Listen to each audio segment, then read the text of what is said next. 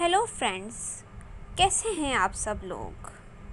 सवाल पूछा गया है कि करियर काउंसलर से मिलने का सबसे अच्छा वक्त क्या है। क्या सिर्फ एडमिशन का टाइम ऐसा है जब हमें करियर एडवाइज़र से बात करनी चाहिए? तो इसका जवाब है नहीं। हो सकता है आप दाखिला ले लेते हैं मगर हालात आगे पढ़ने से रोकते हैं। आप बिज़नेस करते हैं तो नुकसान हो जाता है। आप अपनी जॉब से मुतमईन नहीं होते या आपके कोलिग्स का रवैया आपके लिए इश्यूज़ क्रिएट करता है।